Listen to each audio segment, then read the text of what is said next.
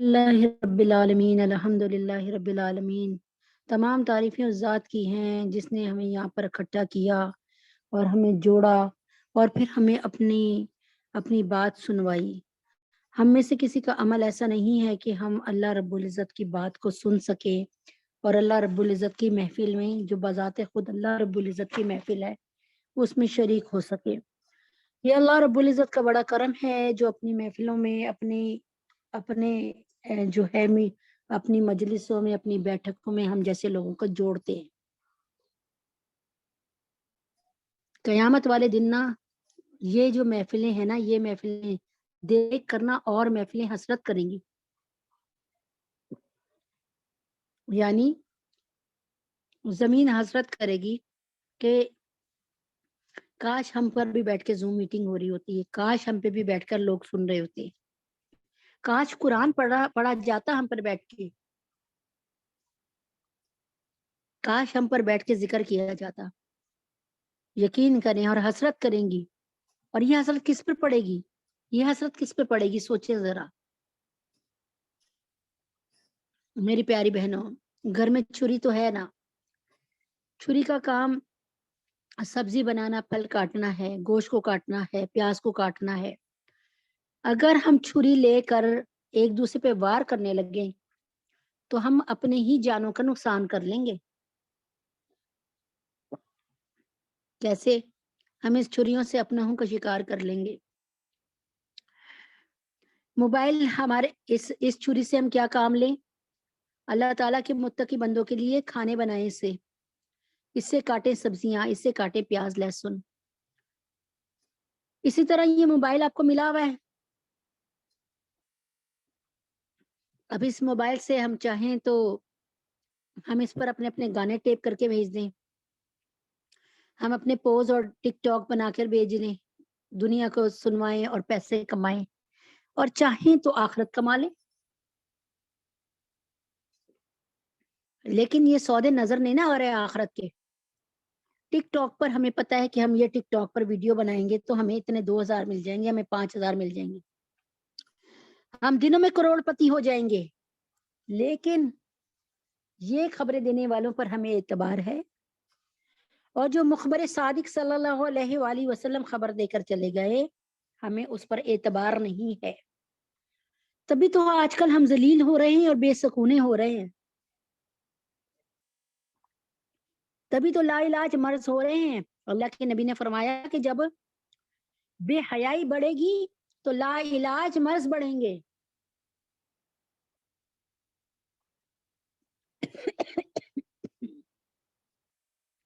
جب بد عہدی ہوگی تو بے موسمی بارشیں ہوں گی. تو اب ہر گناہ میں گنواتی جاتی ہوں، آپ گن لیں، اس کے بعد پروگرام شروع کرتے ہیں. اگر آپ کو کسی بات سے ہو کہ نہیں یہ بات غلط کی ہے تو ضرور بتائیں، میرا نمبر آپ کے پاس ہے، اور جس ریفرنس سے آئی ہیں ورنہ ان سے میرا نمبر پوچھ لیں کہ میں مسز زبیر ہوں، اہلیہ زبیر. آپ مجھے بتائیں کہ حضرت لوط علیہ السلام کی قوم پر عذاب کیوں آیا؟ اس لیے آیا کہ حضرت لوط علیہ السلام کی قوم اور کوئی گناہ کو نہیں سامنے لا رہے اللہ. 5 طرح کے عذاب آئے. کیوں آئے؟ 5 طرح کے عذاب؟ کہ لواطت کر رہے تھے، ہومو سیکس، لڑکیاں لڑکیوں کے ساتھ گندے کام کر رہی ہیں، کھیل رہی ہیں اور گندے کام کر رہی ہیں اور اپنی شہوت کو پورا کر رہی ہیں. لڑکے لڑکوں کے ساتھ شہوت کو پورا کر رہے ہیں. نوجوان لڑکوں کو پکڑ کے لے جاتے تھے اور ایک ایک لڑکے کے ساتھ، نوجوان بچے کے ساتھ پتہ نہیں کتنے کتنے مرد اس کا خراب کرتے تھے اس کو. اللہ تعالیٰ نے ان کا لواطت کی وجہ سے، ٹرانسجینڈر کی وجہ سے، اور یہ کیا کہتے ہیں ہومو سیکسولیٹی کی وجہ سے اللہ تعالیٰ نے پوری کے پوری قوم، پوری کے پوری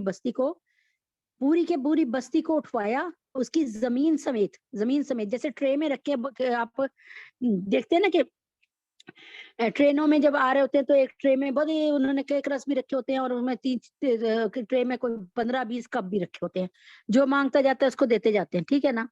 اللہ اکبر کبیرہ. تو ایسے ہی اٹھا کر اللہ تعالیٰ لے کے گئے، اور یہاں تک کہ آسمان کے فرشتوں نے اس بستی کے کتوں کے بھونکنے کی اور مرغوں کے اذان دینے کی آوازیں سنی، مرغوں کے چیخنے کی، مرغیوں کے چیخنے کی آوازیں سنی. اس بستی کے لوگوں کی آسمان کے فرشتوں نے آوازیں سنی. تو اب آپ خود سوچیے، اور وہاں سے لے جا کر اللہ تعالیٰ نے والمعطفات ان کو الٹا کر دیا، جو نچلا حصہ تھا وہ اوپر والا حصہ نیچے چلا گیا. یہ قرآن کہہ رہا ہے، قرآن کی بات ہے. آج ٹرانسجینڈر یعنی آج ہمیں ہومو سیکسولیٹی آ گئی، اور کتنے کالج اور یونیورسٹیوں میں اور یہ ہاسٹلز میں یہ چیز آپ کو مل جائے گی، آپ دیکھ لیں، اور گھروں میں بھی ہو رہی ہوگی، لیکن اللہ واللہ عالم. ہاں، گناہ کا احساس جاتا رہا، گناہ اتنا بڑھا کہ گناہ کا احساس جاتا رہا. جیسے میں ایک دفعہ کوئی بیان دیا، یہ کیا تھا، یہ کہا تھا مجھے یاد نہیں ہے، تو میں گئی تو انہوں نے کہا کہ آپ وطنی بڑا اچھا ڈرامہ آ رہا ہے، دیکھ لیں. میں نے کہا میں تو یہ 1997 سے ٹی وی نہیں دیکھا میں نے، 31 مارچ سے. اور وہ یقین نہ کرے، کہتے ہیں پھر آپ کیسے زندہ رہتی ہیں، آپ کیسے رہتی ہیں؟ میں نے کہا ایسے دیکھ لیں، آپ کو سامنے زندہ ہوں. اور واقعی نہیں دیکھا، الحمدللہ نہیں دیکھا. کسی کے گھر جاؤں لگا ہوا ہے، نظر پڑ جائے، اس کی قسم نہیں کھا رہی. تو میری پیاری بہنوں، جب آپ کا اندر کا ٹھیک ہوگا پھر آپ کی بات اثر کرے گی. الحمدللہ ٹی وی اپنے گھر سے نکال دیا الحمدللہ، لیکن اب یہ ٹی وی موبائل کی شکل میں گھروں میں آ گیا دوبارہ سے. لیکن اللہ کا شکر ہے میرے موبائل میں نہیں ہے الحمدللہ، میں نہیں دیکھتی الحمدللہ. اللہ تعالیٰ اسی طرح سب کے موبائلوں کو خیر بانٹنے والا اور خیر سے کام لے کرنے والا بنائے اور شر سے ہٹائے. اب یہاں پر اسی والی بات سے آتی ہوں میں آپ کو، کہ ہم دوسری بات دیکھتے ہیں. حضرت شعیب علیہ السلام کی قوم پر کیوں عذاب آئے؟ مختلف عذاب آئے. مینڈکوں کے عذاب آئے بنی اسرائیل پر، مینڈکوں کے عذاب ہے، جوؤں کے عذاب ہے، ہر چیز میں جوئیں نکل رہی ہیں، ہر چیز میں مینڈک اچھل اچھل کے نوالوں کے ساتھ مینڈک آ رہے ہیں، خون کا عذاب آیا، جو پانی پینے لگے ہیں خون نظر آ رہا ہے۔ یہ میں آپ کو بتا رہی ہوں نا، بنی اسرائیل پہ عذاب، قوم شعیب پہ بھی ان میں سے کئی عذاب آئے۔ قوم شعیب کیا کرتی تھی؟ ناپ تول میں کمی کرتی تھی، سن لیں، لینے کے پیمانے الگ تھے، لینے کا پیمانے میں 1000 گرام، سمجھا رہی ہوں صرف آپ کو، اور دینے کے پیمانوں میں 800 گرام، یعنی اگر ہم 10 لوگوں کو 10 لوگوں کو ہم نے بیچا تو ہم نے 2 کلو کی بچت کر لی، مطلب اس سمجھانے کو سمجھا رہی۔ تو کیا ہوا؟ لینے کے پیمانے الگ، دینے کے پیمانے الگ، ناپ تو میں کمی، ملاوٹ چیزوں میں۔ اب آپ دیکھتی جائیں کہ ہمارے اس وقت کے وقت میں ملاوٹ ہو رہی ہے کہ نہیں، لینے دینے کے پیمانے، گھر لے کے آتے ہیں آم تلوا کے کلو کے ریٹ دیکھ کے آئیں جی 200 روپے کلو آم، گھر آئے تو دیکھا اگر میئر کر لیا تو پتا چلا یار یہ 200 تو نہیں ہے، یہ تو 800 گرام آم ہے، یا چینی جو لائے، ایک مثال کے طور پہ بتا رہی ہوں، کوئی چیز بھی جو لائیں تو کیا ہوا، یہ ہو رہا ہے کہ نہیں ہو رہا، ملاوٹ ہو رہی ہے کہ نہیں؟ حتیٰ کہ میں نے سنا کہ سرخ مرچ پیسی ہوئے میں بھی، اس میں بھی برادہ ریڈ رنگ کا جو ہے وہ پتھر یا پتہ نہیں کس چیز کا برادہ شامل کیا جاتا ہے۔ اب آپ مجھے بتائیں نا، اللہ تعالیٰ کا شکر ہے الحمدللہ، اس دن سے کوشش کی میں نے گھر میں ہی مرچیں پیسوں، گھر میں ہی ثابت دھنیا پیسوں، کر کے گھر میں ہلدی منگوا کے سکھا کر دھو کر سکھا کر پیسوں، یعنی اب کیا ہے کہ بے اعتباری والی فضا آ گئی، بے اعتباری والی فضا آ گئی نا، تو کیا ہوا، ملاوٹ ہو رہی ہے، بالکل ہو رہی ہے، اوزان میں کمی ہو رہی ہے کہ نہیں، تطفیف کہتے ہیں اسے، وَيْلٌ لِّلْمُطَفِّفِينَ، یہ اس پر قرآن کی آیت بھی اتری کہ جب ہمیں لینا ہوتا ہے تو ہم کچھ اور پیمانے دیتے ہیں اور جو دینا ہوتا ہے، تو اگر ہم خود لینے چاہیں گے، ہم کیا کر رہے ہیں، عیب والی چیز بیچ دیں گے، اور خود جب لینے جائیں گے تو ہم چاہیں گے بے عیب چیز مل جائے۔ تو کیا ہوا، جب یہ ہوا ہے، پاکستان میں بھی ہو رہے ہیں، مسلمانوں میں بھی ہو رہے ہیں، تو پھر عذاب آ رہے ہیں۔ اب اس کے بعد یہ ہو گئے بت پرستی، آپ کہیں گے کہ بت پرستی نہیں ہوتی، تو آپ قسمیاں بتائیں، آپ میں سے کون بہن ہے جس کے گھر میں کوئی تصویر جاندار کی نہیں لگی ہوئی؟ بتائیں، آپ میں سے کون بہن ہے جس جو آپ میں سے کون بہن ہے جو جس کے گھر میں تصویریں نہیں لگی ہوئی؟ الحمدللہ کسی جاندار لگی، ہاں، ایک پتا سا بنا ہوا ہے، ایک پتا سا بنا ہوا ہے، وہ مطلب اس طرح کی کسی پتا بن گیا، پھول بن گیا، ایسی کوئی سینری بن گئی، تو بس اس طرح کی تصویریں ضرور ہیں رکھی ہوئی ہیں، اور درود شریف لکھا ہوا ہے یا قرآن آیت لکھی ہوئی ہے، یہ بالکل لکھا ہوا ہے، لیکن مجھے میرے گھر میں آ کر کسی وقت بھی چھاپا ڈال لیں، لیکن میرے گھر میں کوئی آپ کو جاندار کی تصویر الحمدللہ نہیں ملے گی۔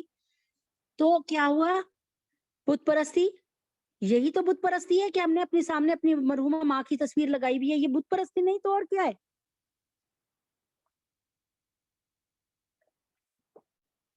میں نہیں اس سے منع کر رہی، اللہ کے نبی فرماتے لا تدخل الملائکۃ بیتا فیہ کلب و تصویر، ہوگا اور تصویر ہوگی اس گھر میں رحمت کے فرشتے نہیں آئیں گے۔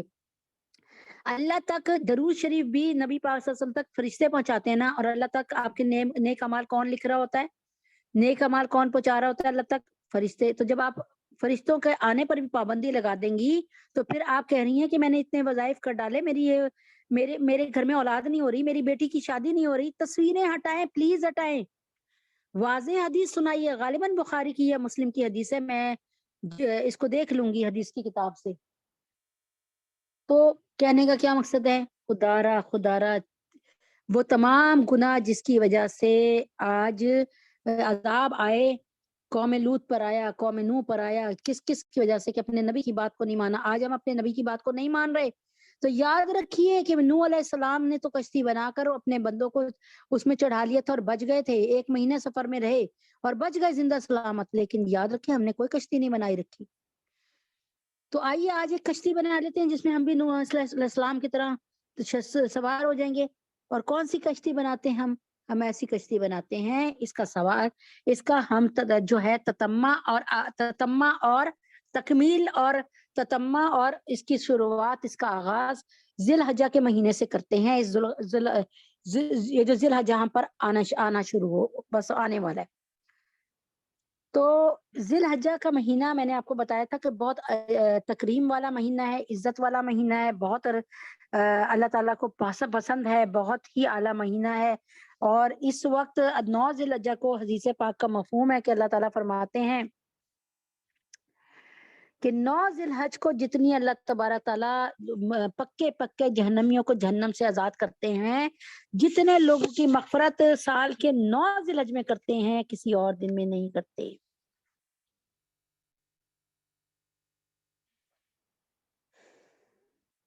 تو سمجھ آئی یہاں پر کہ نہیں؟ تو یہ مسائل سیکھ لیں، آئیں ہم اس سے پہلے کہ قربانی کے مسائل پر اور زکوٰۃ کے مسائل کو ٹچ کریں، میں آپ کو ایک چھوٹی سی بات بتانا چاہتی ہوں، اور اس کے بعد انشاءاللہ پھر چھوٹی تو نہیں ہے میرے خیال میں، آج کا درس اس میں ہی گزر جائے گا ہمارا، کہ حضرت ابراہیم علیہ السلام کا نام کیوں آپ نے سنا، آپ نے کس طرح سنا؟ قرآن مجید سے سنا نا، قرآن مجید میں حضرت ابراہیم علیہ السلام کا ذکر ہے، نام ہے، ٹھیک ہے۔ اب حضرت ابراہیم علیہ السلام کو ٹائٹل ملا، ٹائٹل کیا ملا؟ خلیل اللہ کے، خلیل کسے کہتے ہیں؟ دوست کو، کہ اللہ کا دوست، اور دوست ایک ایسی دوست ایک ایسی دوا ہے جس سے ہمارے غم آدھے رہ جاتے ہیں۔ ہاں صحیح ہے کہ نہیں؟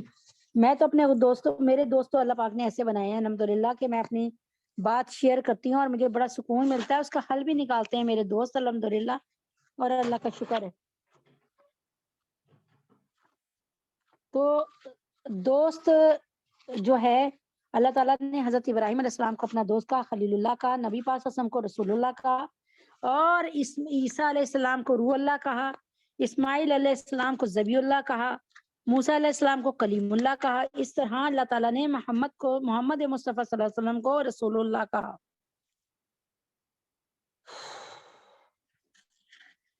تو آج ہماری جو بات چیت ہے وہ حضرت ابراہیم علیہ السلام کے گرد گھوم رہی ہے۔ حضرت ابراہیم علیہ السلام کون ہے ان کو سمجھ لیں، اس کے بعد حضرت ابراہیم علیہ السلام کی جو ہے وہ اس بات کو بھی اس کو بھی آتے ہیں انشاءاللہ۔ حضرت ابراہیم علیہ السلام کون ہیں؟ حضرت ابراہیم علیہ السلام نبیوں میں سے ایک نبی ہیں، لیکن اپنی محبت میں اللہ تعالیٰ کی محبت میں اتنے ڈوبے ہوئے اور اتنی راسخ محبت تھی کہ آج ہم کسی ایک نبی کا بھی، نبی پاک صلی اللہ علیہ وسلم کے ساتھ کوئی عمل نہیں دہراتے ہیں، کوئی عمل نہیں دہراتے ہیں، نہ عیسیٰ علیہ السلام کا، نہ موسیٰ علیہ السلام کا، نہ ذوالکفل کا، نہ یونس علیہ السلام کا، نہ یعقوب علیہ السلام کا، نہ سلیمان علیہ السلام کا، نہ داؤد علیہ السلام کا، ہم نہ لوط علیہ السلام کا، نہ ہود علیہ السلام کا، کسی بھی نبی کا ہم وہ نہیں دہراتے، یعنی کسی بھی نبی کی نقل نہیں اتار رہے ہوتے، لیکن ایک نبی کی نقل ہم اتار رہے ہیں حضرت محمد صلی اللہ علیہ وسلم کے ساتھ، اور وہ ہیں ہمارے حضرت ابراہیم علیہ السلام۔ اب یہاں سے ہی شروع کرتی ہوں جہاں سے شروع کرنا چاہیے تھا، تاکہ آپ کو بات اچھی طریقے سے سمجھ آ جائے کہ حضرت ابراہیم علیہ السلام کا واقعہ پورا سمجھ آ جائے۔ سن لیجئے، غور سے سنیں گی تو پتہ چلے گا کہ یہ قربانی کیوں ہوتی ہے، اور ہم کون سے حضرت ابراہیم علیہ السلام کی اس قربانی کی وجہ سے آج بھی اور قیامت کی صبح تک کون سا عمل حضرت ابراہیم علیہ السلام کا جاری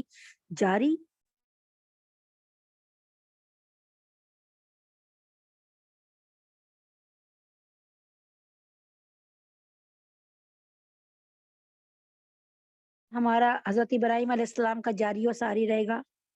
سن لیجئے آپ آرام سے۔ قربانی کی عبادت اگرچہ حضرت آدم علیہ السلام کے زمانے سے چلی آ رہی ہے، لیکن قربانی کی خاص شان حضرت ابراہیم خلیل اللہ کے ایک عظیم واقعے سے شروع ہوتی ہے، اور اس حیثیت سے شریعت محمدیہ میں قربانی کو خاص عبادت قرار دیا گیا۔ یہ واقعہ تاریخ عالم کا ایک بے نظیر اور سبق آموز واقعہ ہے۔ آئیے ہم دیکھیں گے اس واقعے سے ہم نے سبق کیا لیا۔ پہلے ہم واقعہ سن لیں۔ حضرت ابراہیم علیہ السلام کے صاحبزادے حضرت اسماعیل علیہ السلام جو اس وقت اکلوتے تھے اور بڑھاپے کی عمر میں دعاؤں اور تمناؤں کے بعد حاصل ہوئے تھے، یہ کس کو معلوم تھا کہ یہی حضرت خلیل اللہ علیہ السلام کے سب سے بڑے امتحان کا سبب بنیں گے۔ قرآن مجید میں اللہ رب العزت نے حضرت ابراہیم علیہ السلام کا واقعہ اس طرح بیان فرمایا ہے،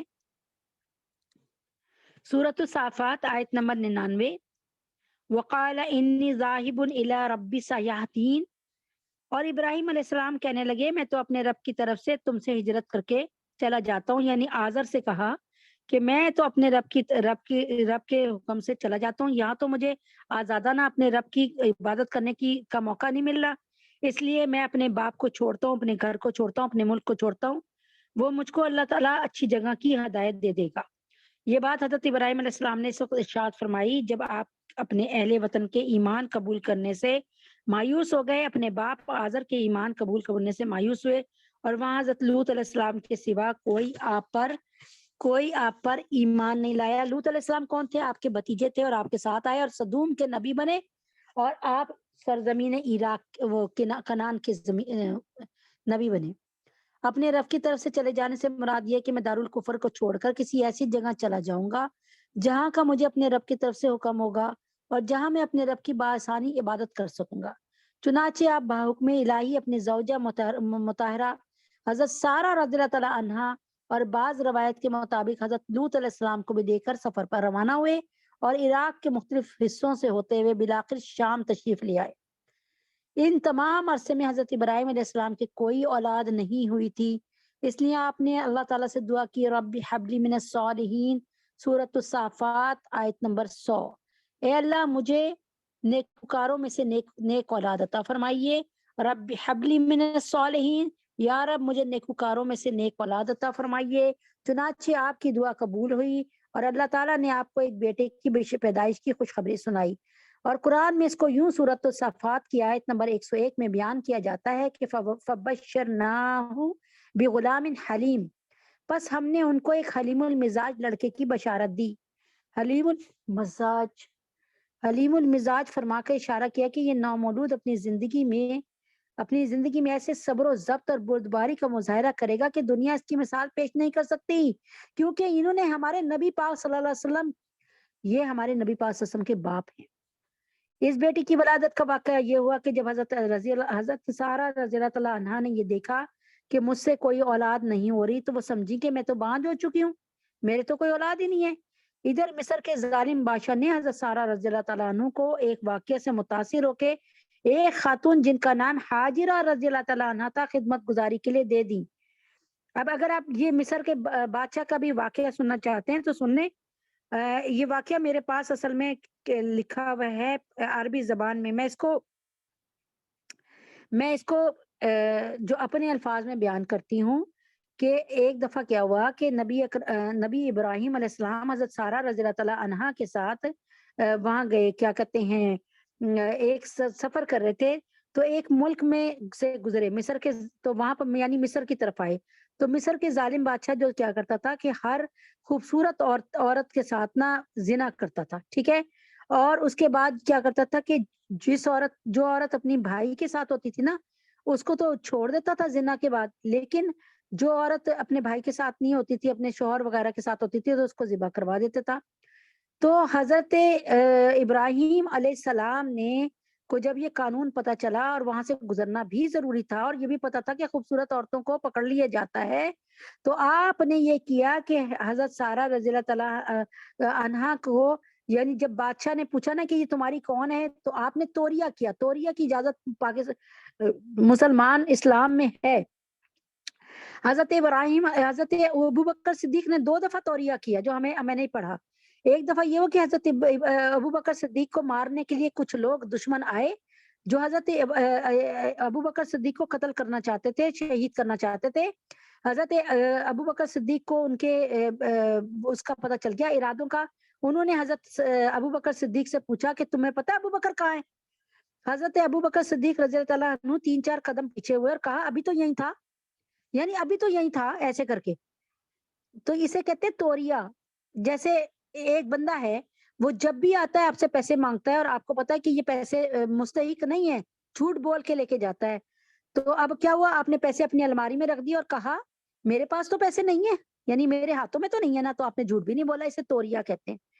اور ایک دفعہ حضرت ابوبکر صدیق نے ایک اور دفعہ توریہ کیا جب غالباً سراقہ بن مالک تھا، تو جب وہ سراقہ تو نام بالکل صحیح ہے نا جو پتا تھا، تو اس نے کیا کیا کہ یہ نبی پاک صلی اللہ علیہ وسلم کے پیچھے پیچھے آیا کہ نبی پاک صلی اللہ علیہ وسلم کو پکڑ کے 100 سرخ اونٹوں کا انعام جو ہے وہ قریش کے سرداروں نے مقرر کیا وہ لے لوں گا۔ تو اس نے حضرت دیکھا کہ حضرت ابوبکر صدیق ہے اور حضرت ابوبکر صدیق کے ساتھ حضرت محمد صلی اللہ علیہ وسلم ہے. اس کو حضرت محمد صلی اللہ علیہ وسلم کی پہچان نہیں تھی. حضرت ابوبکر صدیق سے اس نے پوچھا کہ تمہارے ساتھ یہ کون ہے. اب حضرت ابوبکر صدیق چاہتے تو اگر حضرت ابوبکر صدیق کہہ دیتے کہ یہ میرے ساتھ محمد صلی اللہ علیہ وسلم ہے, تو پھر کیا ہوا, پھر وہ محمد صلی اللہ علیہ وسلم کے لیے پوری تیاری کر کے جو آیا تھا, پوری تیاری کر کے آیا ہوا تھا, اور محمد صلی اللہ علیہ وسلم کے مطلب نعوذ باللہ جان لینے آیا تھا یا پکڑنے آیا تھا. تو کیا ہوا تھا کہ حضرت محمد صلی اللہ علیہ وسلم کے سر کی قیمت انہوں نے 100 سرخ اونٹ رکھے تھے. سرخ اونٹ اس وقت کا دور کا پجارو یعنی پراڈو یعنی اتنا مہنگا ہوتا تھا, یعنی اس زمانے کا بہت مہنگی آئٹم تھی, یعنی سمجھ لیں آپ اسی طرح, کیونکہ اس زمانے میں جہاز اور موٹریں اور موٹر سائیکلیں اور یہ سب کچھ تو نہیں نہ تھا. اس زمانے میں تو سواریاں ہی وہی تھی نا. تو اب جب وہ حضرت ابوبکر صدیق رضی اللہ عنہ سے پوچھ رہے کہ یہ تمہارے ساتھ کون ہے, تو حضرت ابوبکر صدیق نے سوچا اگر میں کہتا ہوں نبی اکرم صلی اللہ علیہ وسلم ہے تو نعوذ باللہ یہ نبی پاک صلی اللہ علیہ وسلم کو نقصان پہنچائے گا, پتہ نہیں کتنے لوگوں کو لے کے آئے ہو.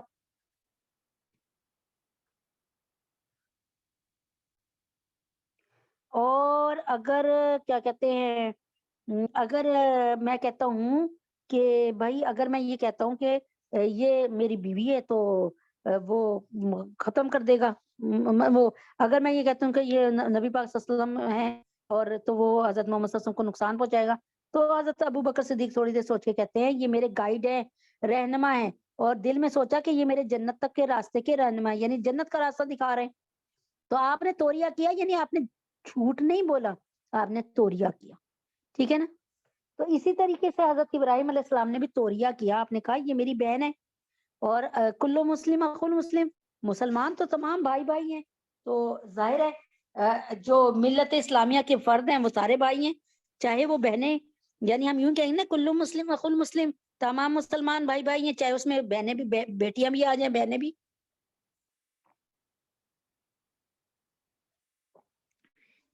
چنانچہ ایسے ہی ہوا. حضرت ابراہیم علیہ السلام, اچھا پھر کیا ہوا کہ انہوں نے یہ توریا کر لیا, چنانچہ اس نے زنا کی نیت سے ہاتھ اٹھایا, جب مطلب قریب آنے لگا تو اس کو پیرالائز ہو گیا, وہ اس کو اللہ تعالیٰ نے ظاہر نبی کی, اور وہ بھی حضرت ابراہیم علیہ السلام کی پیاری بیوی حضرت سارہ, تو اس کو کیا, اور پھر کتنے نبیوں کی, حضرت اسحاق کی والدہ, اور اسحاق کی پیڑھی سے کتنے نسل سے کتنے, میں نے پڑھا کہ 70,000 نبی پیدا ہوئے, واللہ عالم. کئی دفعہ سوچا کہ اس کو میں ذرا اور اچھی طریقے سے تحقیق بھی کر لوں گی, بہرحال یعنی نبیوں کے باپ تھے وہ, ٹھیک ہے نا. تو حضرت ابراہیم علیہ السلام پھر کیا ہوا کہ یہ فرمایا کہ یہ جو ہے نا کہ میرے جنت کا راستہ دکھانے والے. چنانچہ سراقہ جو ہے وہ سمجھ گیا کہ یہ حضرت محمد صلی اللہ علیہ وسلم نہیں ہے, چنانچہ وہ دوسری راہ پہ آ گیا. تو چنانچہ کہنے کا یہ مطلب ہوا کہ توریے کی ہمارے مذہب میں اجازت ہے, اور حضرت ابراہیم نے بھی فرمایا کہ یہ میری بہن ہے, اور اس طریقے سے جب اس نے برائی کے لحاظ سے ہاتھ لگانا چاہا حضرت حاجرہ کو, وہ وہیں سے مفلوج ہو گیا, اور پھر اللہ تعالیٰ نے حضرت حاجرہ کو صحیح سلامت عزت کے ساتھ واپس آ گئی وہ, ٹھیک ہے. تو پھر کیا ہوا کہ حضرت سارہ رضی اللہ عنہ, یہ اس واقعے کی طرف اشارہ ہے کہ ادھر مصر کے ظالم بادشاہ نے حضرت سارہ رضی اللہ عنہ کو ایک واقعے سے متاثر ہو کے, یعنی اسی واقعے سے متاثر ہو کے ایک خاتون جن کا نام حاجرہ رضی اللہ عنہ تھا خدمت گزاری کے لیے دے دی. اس کی پوری حدیث میرے پاس ہے یہاں پہ صحیح بخاری کی, صحیح بخاری جلد نمبر 2 کتاب الانبیاء باب قول اللہ عز وجل واتخذ اللہ ابراہیم خلیلا, رقم الحدیث 3358, ان ابو ہریرہ کی یہ حدیث میں میرے سامنے ہے الحمدللہ. تو جب حضرت ابراہیم علیہ السلام کو یہ ہونہار بیٹا, پھر کیا ہوا, پھر حضرت ابراہیم علیہ السلام جو ہے حضرت سارہ رضی اللہ عنہ نے یہی حضرت حاجرہ رضی اللہ عنہ کو جو تھے حضرت ابراہیم علیہ السلام کو دے دیا, ہبہ کر دیا, جیسے حضرت ختیجہ رضی اللہ عنہ نے زید بن حارثہ کو حضرت محمد صلی اللہ علیہ وسلم کو ہبہ کیا تھا, اور حضرت ابراہیم علیہ السلام نے حضرت حاجرہ سے نکاح کر لیا. انہی حضرت حاجرہ رضی اللہ عنہ کے بطن سے یہ صاحبزادے پیدا ہوئے, ان کا نام اسماعیل علیہ السلام رکھا گیا. معذرت چاہتی ہوں, مجھے اس کو ڈیٹیل بتانا پڑا تاکہ آپ کو ساری بات سمجھ آئے. جب حضرت ابراہیم علیہ السلام کو یہ ہونہار بیٹا عطا کر دیا گیا, وہ کچھ سمجھدار بھی ہو گیا, تو اب ان کو قربانی کا حکم ہوا. کیا ہوا؟ اب یہ بچہ کہیں لکھا 17 سال کا ہوا، کہیں لکھا 14 سال کا، کہیں تو یعنی یہ بچہ ذرا بڑا ہو گیا نا، باپ کے کندھوں تک آنے لگا، باپ کا سہارا دستے بازو بننے کے قابل ہوا۔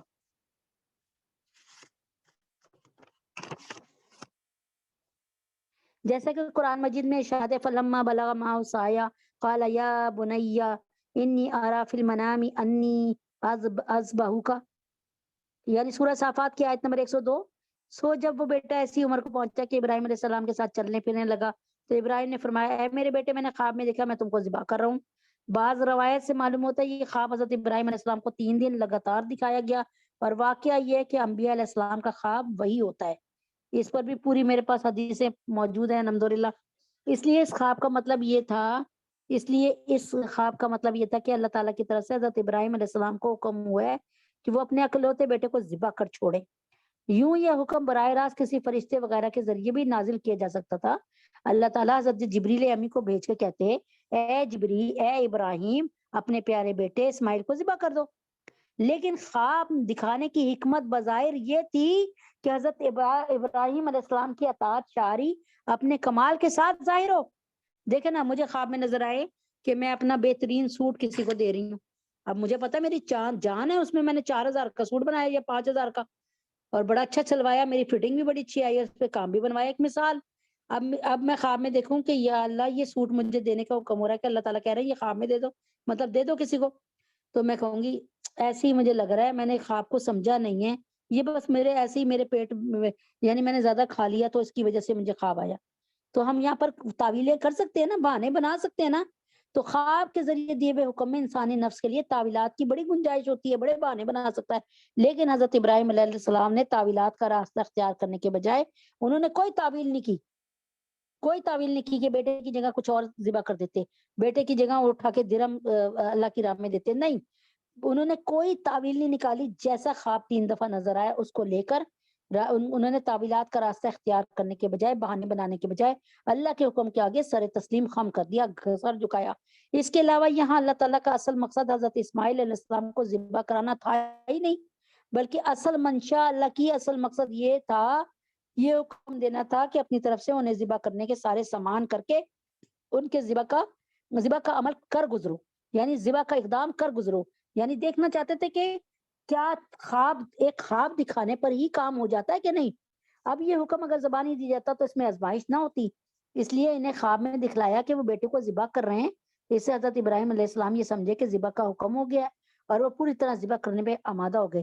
اگر اللہ تعالیٰ جبریل امی کے ذریعے کہلواتے تو پھر تو بس ایک حکم ہی حکم تھا نا، کرنا تھا، پھر تو مرضی کا سوال نہیں نہ تھا۔ ابھی تو حضرت ابراہیم علیہ السلام سوچتے یار پتہ نہیں آج میں کس طرح سویا تھا، شاید ایسی ڈسٹرب نیند آئی، ایسی میں نے خواب دیکھ لیا، کوئی بھی بہانہ کر لیتے۔ لیکن اللہ تعالیٰ کو حضرت ابراہیم علیہ السلام کی اطاعت شعاری پوری دنیا پر کھولنی تھی، اسی طرح آزمائش بھی پوری ہوئی اور خواب بھی سچا ہوا۔ یہ بات زبانی حکم کے ذریعے آتی تو یہ آزمائش نہ ہوتی، یا حکم کو بعد میں منسوخ کرنا پڑ جاتا۔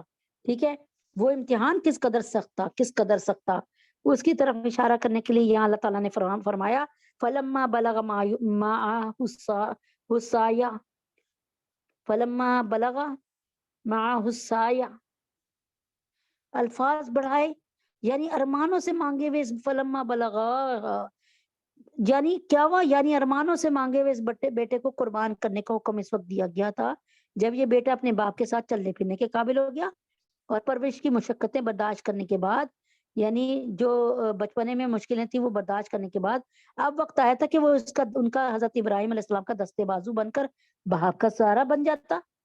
بعض مفسرین نے فرمایا اس وقت حضرت اسماعیل علیہ السلام کی عمر 13 سال تھی، بعض مفسرین نے فرمایا کہ بالغ ہو چکے تھے، واللہ عالم۔ 90 سال کی عمر میں بچہ ہو، وہ ایک دن کا بھی بچہ اتنا عزیز ہوگا جیسے 100 سال کا بچہ، اتنی دیر بعد بچہ پیدا ہونا۔ حضرت ابراہیم علیہ السلام نے بیٹے سے فرمایا فنظر ماذا ترا، سو تم غور کر لو تمہاری کیا رائے ہے، فنظر دیکھ لو بھائی اب تم سے کیا کرنا ہے۔ حضرت ابراہیم علیہ السلام نے یہ بات حضرت اسماعیل علیہ السلام سے اس لیے نہیں فرمائی تھی کہ آپ کو حکم الہی کی تعمیل میں کوئی تردد یا شک تھا، یعنی وہ چاہ رہے تھے، یعنی یہ نہیں تھا کہ وہ اگر بیٹا کہتا ابا چھوڑیں بھی، خواب ہی تو دیکھا تھا، آپ پورے مستحکم ارادے سے بچے سے پوچھ کر یہ بات دنیا کو بتا رہے تھے کہ جس بچے کا کوئی کیس آپ کرنے لگے ہیں یعنی اسکول میں داخلہ کرانے لگے یا اس کو سبجیکٹ جو ہے اس کے سبجیکٹ کا تعین کر رہے ہیں یا بچے کی شادی کرنے لگے ہیں تو بچے سے مشورہ ضرور لے لو. بلکہ ایک تو وہ اپنے بیٹے کا امتحان لینا چاہتے تھے کہ وہ اس ازمائش میں کس حد تک پورے اترتے ہیں. دوسرے انبیاء علیہم السلام کا طریقہ ہمیشہ یہ رہا ہے کہ وہ احکام الہی کی اطاعت کے لیے تو ہر وقت تیار رہتے ہیں، لیکن اطاعت کے لیے ہمیشہ راستہ وہ اختیار فرماتے ہیں جو حکمت والا ہو اور حت المقدور سہولت والا ہو. اگر حضرت ابراہیم علیہ السلام پہلے سے کچھ کہے بغیر بیٹے کو ذبح کرنے لگتے تو یہ دونوں کے لیے مشکل کا سبب ہوتا. اب یہ بات آپ نے مشورے کے انداز میں بیٹے سے اس لیے ذکر کی کہ بیٹے کو پہلے سے اللہ کا یہ حکم معلوم ہو جائے گا تو وہ ذبح ہونے کی اذیت سہنے کے لیے پہلے سے تیار ہو جائیں گے، مجھے منع نہیں کریں گے. اور اگر بیٹے کے دل میں کوئی تذبذب ہو یعنی کوئی شک شبہ ہو تو بھی اس کو سمجھایا جا سکتا ہے اور اس کو بتایا جا سکتا ہے کہ ہم تو اللہ کے لیے ہیں، اللہ تعالیٰ جب چاہے ہمیں موت دے دیں. لیکن وہ بیٹا بھی اللہ کے خلیل علیہ السلام کا بیٹا تھا، حضرت ابراہیم کا بیٹا تھا. اسے آگے چل کر خود منصب رسالت پر فائز ہونا تھا، نبی بننا تھا، محمد صلی اللہ علیہ وسلم کا باپ بننا تھا. اس لیے اس نے جواب میں کہا یا ابتی فعل ما تؤمر ما تؤمر، اے میرے والد جس بات کا آپ کو حکم دیا ہے اسے کر گزریے، سوچے سوچے نہیں بس کر لیں. اس سے حضرت اسماعیل علیہ السلام کے بے مثال جذبہ جان سپاری کی تو شہادت ملتی ہے. اس کے علاوہ یہ بھی معلوم ہوتا ہے کہ اس کم سنی میں 13 سال 17 سال کی کیا عمر ہوتی ہے. اس کم سنی میں اللہ نے انہیں کیسی ذہانت اور کیسا علم عطا فرمایا. حضرت ابراہیم علیہ السلام نے ان کے سامنے اللہ کے کسی حکم کا حوالہ نہیں دیا تھا بلکہ صرف ایک کہا تھا، اے میرے بیٹے میں نے خواب دیکھا. لیکن حضرت اسماعیل سمجھ گئے کہ انبیاء علیہ السلام کا خواب وہی ہوتا ہے اور یہ خواب بھی در حقیقت حکم الہی کی ہی شکل ہے. چنانچہ انہوں نے جواب میں خواب کے بجائے حکم الہی کا تذکرہ ان الفاظ میں کیا، ستجدنی انشاءاللہ من الصابرین، انشاءاللہ آپ مجھے صبر کرنے والوں میں سے پائیں گے. یہ نہیں کہا میں صبر کروں گا، اس میں غرور تھا. اس جملے میں حضرت اسماعیل علیہ السلام کی غایت ادب اور غایت توجہ کو دیکھیے، ادب کو دیکھیے. ایک تو انشاءاللہ کہہ کے معاملے کو اللہ کے حوالے کیا اور اس وعدے میں دعوے کی جو ظاہری صورت پیدا ہو سکتی اسے ختم فرما دی. دوسرے آپ یہ بھی فرما سکتے تھے کہ آپ انشاءاللہ مجھے صبر کرنے والا پائیں گے، لیکن اس کے بجائے آپ نے فرمایا آپ مجھے صبر کرنے والوں میں سے پائیں گے. جیسے پہلے لوگ صبر کرتے رہے نا، آپ مجھے ان لوگوں میں سے پائیں گے، میں بھی صبر کر کے دکھا دوں گا، یعنی میں بھی صبر کر جاؤں گا.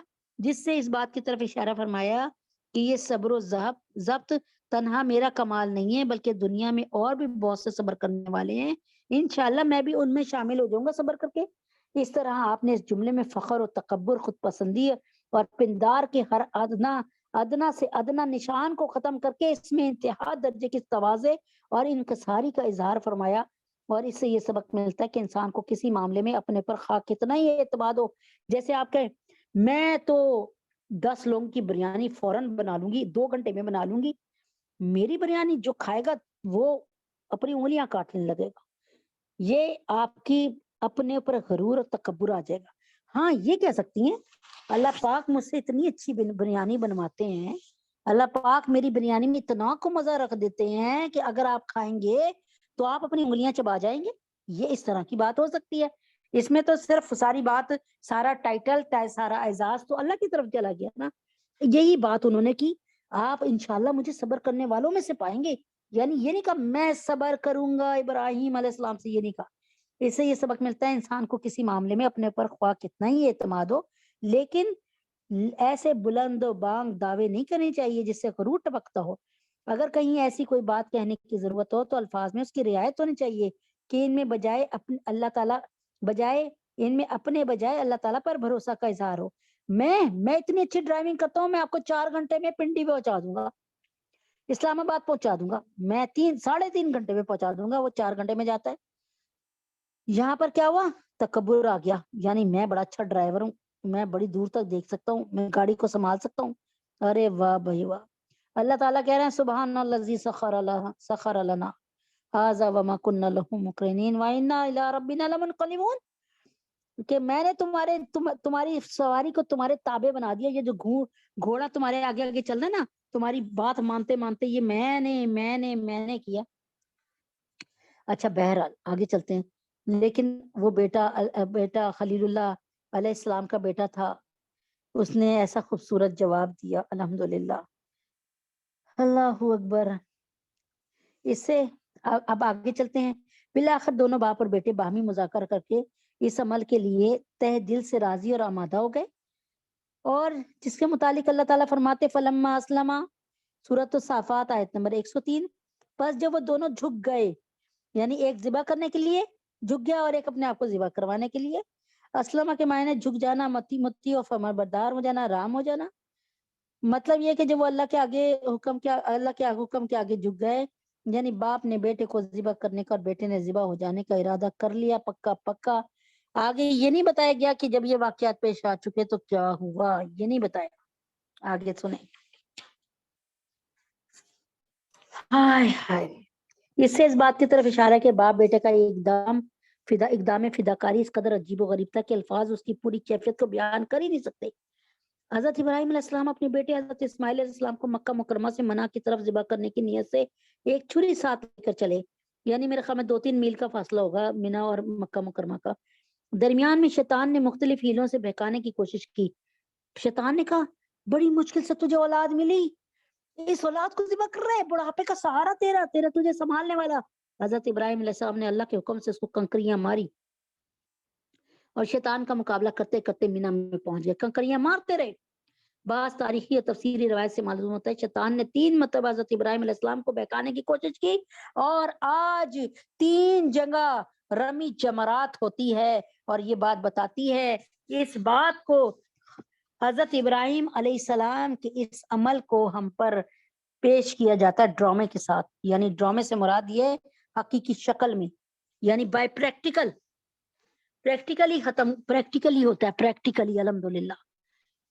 حضرت ابراہیم علیہ السلام نے اللہ کے حکم سے اس کو کنکریاں ماری اور شیطان کا مقابلہ کرتے کرتے مینا پہنچ گئے اور 3 دفعہ کنکریاں ماری۔ ہر مرتبہ حضرت ابراہیم علیہ السلام نے اسے 7 کنکریاں مار مار کے بھگایا۔ آج تک مینا کے 3 جمرات پر اسی محبوب عمل کی یاد 7 کنکریاں مار کر منائی جاتی ہے۔ حضرت یوسف کا، یونس کا، حضرت یعقوب کا، داؤد کا، سلیمان علیہ السلام کا، عیسیٰ کا، موسیٰ کا، کوئی عمل ہمارے پاس اس وقت سنت کے طور پہ نہیں کیا جاتا۔ حضرت محمد صلی اللہ علیہ وسلم کی سنتوں کے ساتھ صرف اور صرف آپ کے باپ حضرت ابراہیم علیہ السلام کی سنتوں پر عمل کیا جاتا ہے۔ چنانچہ یہ رمی جمرات کرنا کس کی نشانی ہے، کس کی سنت تھی؟ حضرت ابراہیم علیہ السلام کی۔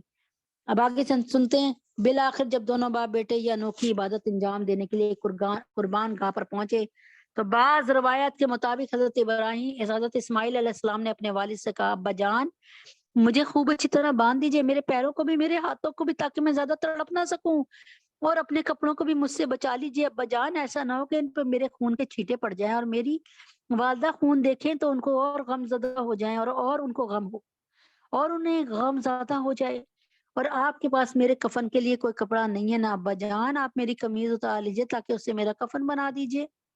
حضرت ابراہیم علیہ السلام نے اس کے مطابق عمل کر لیا۔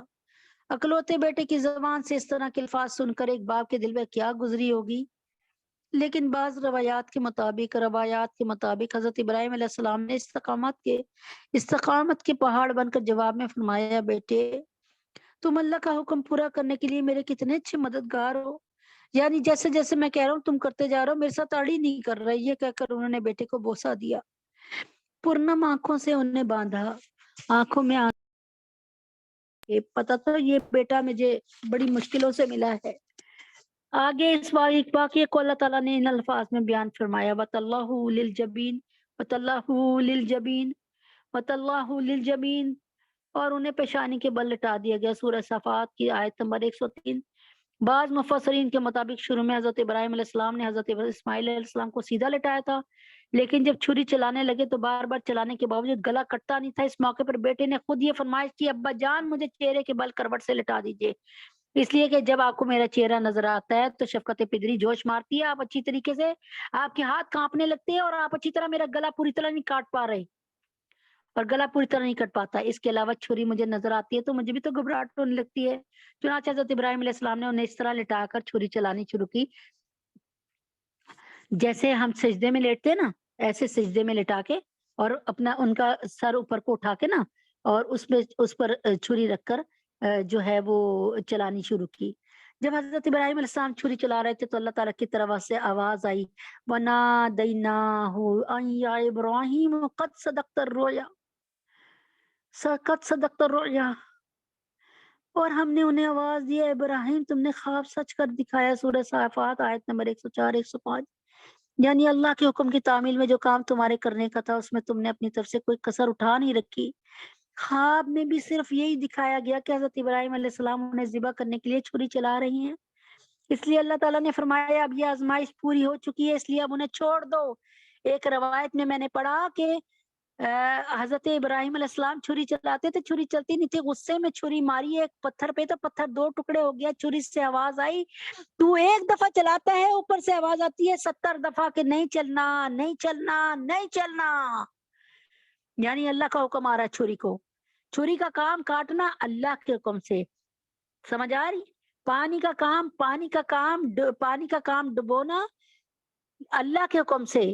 یہی پانی 6,70,000 کے لشکر کے ساتھ موسیٰ علیہ السلام گزرے تو اللہ تعالیٰ فرماتے ہیں وَإِذْ فَرَقْنَا بِكُمُ الْبَحْرَ، میں نے تمہارے لیے سمندر کو پھاڑ کر دیواریں بنا دیا، راستے بنا دیے 12، اب تم آرام سے 12 قبیلے چلے جاؤ اس کے اندر سے۔ اور جب حضرت موسیٰ علیہ السلام 6,70,000 کے لشکر کے ساتھ دوسرے وادی تیہ میں اتر گئے، سمندر سے نکل گئے، اور پیچھے پیچھے راستے بنے ہوئے دیکھے کہ 12 راستے بنے ہوئے فرعون نے، اور اس نے 12 لاکھ کا لشکر اندر ڈال دیا، اور جب لشکر پوری طرح اندر آ گیا، سمندر کے بیچ میں آ گیا، تو اللہ تعالیٰ نے فرمایا اے لہروں مل جاؤ، اور سارے ڈوب کے مر گئے۔ تو پانی کا کام ڈوبانا لیکن اللہ کے حکم سے، موسیٰ علیہ السلام کے لیے پانی نے نہیں ڈبویا۔ آگ کا کام جلانا لیکن اللہ کے حکم سے، یہی 40 دن ہاتھ آگ میں رہے حضرت ابراہیم علیہ السلام، لیکن آگ نے نہیں جلایا۔ قلنا یا نار کونی بردا وسلام علی ابراہیم۔ خواب میں بھی صرف یہی دکھایا گیا کہ حضرت ابراہیم علیہ السلام انہیں ذبح کرنے کے لیے چھری چلا رہے ہیں، اس لیے اللہ تعالیٰ نے فرمایا اب یہ آزمائش پوری ہو چکی ہے، اس لیے اب انہیں چھوڑ دو۔ جب اللہ تعالیٰ کے حکم کی تعمیل ہو گئی تو اللہ تعالیٰ کی طرف سے اس کا اجر و ثواب پورا ہو چکا۔ اسی کو اللہ تعالیٰ فرماتے ہیں انا کذالک نجزی المحسنین، سورۃ الصافات آیت نمبر 105، کہ ہم اسی طرح مخلصین کو ایسے ہی بدلہ دیا کرتے ہیں۔ یعنی جب کوئی بندہ اللہ تعالیٰ کے حکم کے آگے سر تسلیم خم کر کے اپنے تمام جذبات کو قربان کرنے پر آمادہ ہو جاتا ہے تو ہم بالآخر اسے دنیا کی تکلیفوں سے بچا لیتے ہیں، اور آخرت کا جو ثواب بھی اس کے نامہ اعمال میں لکھ لیتے ہیں۔ یہ نہیں کہ صرف کیا ہے، نہیں جی، آخرت میں کیا کچھ ملے گا یہ تو اللہ تعالیٰ ہی کو پتا ہے۔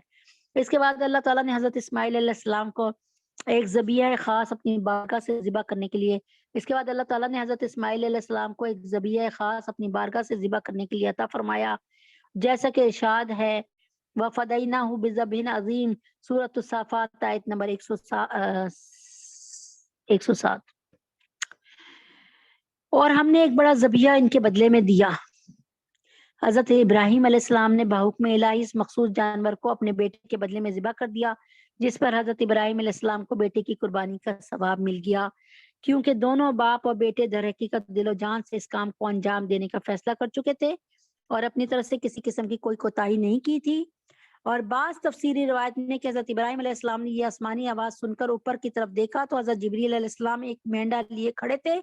بہرحال یہ جنتی مینڈا حضرت ابراہیم علیہ السلام کو عطا ہوا اور انہوں نے اللہ کے حکم سے اپنے بیٹے کے بجائے اس کو قربان کیا۔ اس ذبیحہ کو عظیم اس لیے کہا گیا کہ ایک تو یہ اللہ تعالیٰ کی طرف سے آیا تھا، ٹھیک ہے، اور دوسری اور اللہ تعالیٰ کی طرف سے آئی ہوئی چیز عظیم ہی ہوا کرتی ہے، اور دوسرے اس کی قربانی کے مقبول ہونے میں کوئی شک نہیں۔ یعنی حضرت ابراہیم علیہ السلام کی یہ قربانی قبول بھی ہو گئی جو انہوں نے مینڈے کو ذبح کیا، اور وہ بھی اللہ تعالیٰ نے قبول کر لیا جو وہ اپنے بیٹے کو ذبح کرنے آئے تھے، اور جو عمل مقبول ہو جائے وہ ظاہر عظیم ہی ہوتا ہے، محلوظ رہے۔ یاد رہے کہ بعض حضرات کا یہ کہنا ہے کہ ذبیحہ حضرت اسحاق علیہ السلام تھے، لیکن دلائل کی روح سے صحیح بات یہ ہے کہ ذبیحہ حضرت اسماعیل علیہ السلام تھے، واللہ سبحانہ تعالیٰ، اللہ تعالیٰ جانتے ہیں، لیکن ہم نے حضرت ابراہیم علیہ السلام کا اور حضرت اسماعیل کا پڑھا، اور اس کی بہت سی دلیلیں میرے پاس الحمدللہ یہاں پہ لکھی ہوئی ہیں تفسیر تبری میں سے اور باقی کتابوں میں سے، تو اس کا مطلب یہی راج قول ہے۔ حضرت ابراہیم اور حضرت اسماعیل علیہ السلام کے جس عظیم و شان عمل کی یادگار یہ قربانی ہے، اس سے ایک مسلمان کو یہ سبق حاصل ہوتا ہے کہ وہ ہر وقت اپنے رب کی اطاعت اور اس کے لیے ہر قسم کی قربانی کے لیے تیار رہے، اور دنیا کی محبت، موت کی کراہیت چھوڑ کر اپنے اندر یہ جذبہ پیدا کرے کہ اگر بیٹے کو ذبح کرنے کا حکم ہماری شریعت میں باقی رہتا تو ہم باخوشی اس پر عمل کرتے اور اپنے بیٹے بھی ذبح کر دیتے۔ قربانی کی اصل روح یہ ہے کہ مسلمان اللہ تعالیٰ کی محبت میں اپنی تمام نفسانی خواہشات کو قربان کر دیں، اس لیے قربانی کی روح کو حاصل کرنے کی کوشش بھی ہونی چاہیے۔ حضرت ابراہیم علیہ السلام نے صرف ایک جانور کی قربانی نہیں کی، بلکہ پوری زندگی کا ایک ایک لمحہ اطاعت و فرما برداری میں گزار دیا، جو حکم بھی اللہ تعالیٰ کی طرف سے نازل ہوا فوراً اس پر عمل کیا۔ مال، ماں باپ، وطن و مکان، لخت جگر، غرض سب کچھ اللہ تعالیٰ کے راستے میں قربان کیا۔ یہ بھی میں بتاتی ہوں کہ کس طرح قربان کیا۔ ہمیں بھی اپنے اندر یہی جذبہ پیدا کرنا چاہیے کہ دین کا جو تقاضا اور اللہ تعالیٰ کا جو حکم بھی سامنے آئے اس پر عمل کریں۔ اپنے رشتہ دار، دوست و احباب، بیوی بچوں، ماں باپ، خاندان، قوم، وطن، نفسانی اور شیطانی خواہشات، غرض کی کسی چیز کو بھی اللہ تعالیٰ کے حکم کے مقابلے میں ترجیح نہیں دینی چاہیے۔ سارا جہاں خلاف ہو پرواہ نہ چاہیے، سارا جہاں خلاف ہو پرواہ نہ چاہیے، مد نظر تو مرضی جانا، مد نظر تو مرضی جانا نہ چاہیے۔ اب اس نظر سے جانچ کے کر تو یہ فیصلہ، اب اس نظر سے جانچ کے کر تو یہ فیصلہ، کیا کیا تو کرنا چاہیے، کیا کیا نہ چاہیے۔ اگر اللہ تعالیٰ نے اپنا فضل فرما کے دمبے کو حضرت اسماعیل علیہ السلام کا فدیہ بنایا اور اب بیٹے کی قربانی کا حکم نہیں ہے، مگر اللہ تعالیٰ کے راستے میں جان مال کی قربانی کا حکم تو برقرار ہے۔ اللہ تعالیٰ کی رضا جوئی کے لیے حکم ہونے پر اپنا سب کچھ قربان کر دینا ہی انسانیت کی تکمیل ہے، اور انسان اور اس پر بھی ابدیت کے حق سے سبکدوشی نہیں ہو سکتی۔ جان دی ہوئی اسی کی تھی، جان دی ہوئی اسی کی تھی، سچ تو یہ ہے حق ادا نہ ہوا، حق تو یہ ہے کہ حق ادا نہ ہوا، جان دی ہوئی اسی کی تھی، حق تو یہ ہے کہ حق ادا نہ ہوا۔ تو اب میں جو بات بتانا چاہ رہی ہوں وہ دو باتیں ہیں۔ ایک تو یہ یہاں پر قربانی کی بات آئی، تو ہماری پوری زندگی قربانی کا نمونہ ہے۔ بچے ہیں، ذرا سے بڑے ہوئے، ماں باپ کا پتہ چلا کہ ماں کہہ رہی ہے بیٹا اٹھ مجھے دہلا دے، لیکن نیند آ رہی ہے، اس وقت نیند کو قربان کرنا ہے اور جا کر ماں کا کہنا ماننا ہے۔ پھر رات بڑی دیر تک پڑھتے رہے، فجر کی اذان ہو گئی، ہمیں مؤذن کہہ رہا ہے حی علی الفلاح حی علی الصلاح، آ نماز کی طرف، آ کامیابی کی طرف۔ اب ہم نے کیا کہنا ہے؟ ہم نے کیا کہنا ہے؟ ہم نے دوبارہ سے لحاف کو لے کے سو جانا ہے؟ ہم نے اپنی چادر یا تکیہ سر پہ رکھ کے سو جانا ہے؟ نہیں، قربانی یہ ہے کہ اس وقت ہم اچھی خوبصورت نیند کو قربان کر کے اٹھیں، اور پھر جلدی سے جا کر، اگر سردیاں ہیں تو پھر ہمیں گرم گرم پانی اگر مل جائے تو بہت اچھی بات، ورنہ ٹھنڈے پانی سے ہی وضو کرے اور اللہ تعالیٰ کے ہاں سرخرو ہو جائیں۔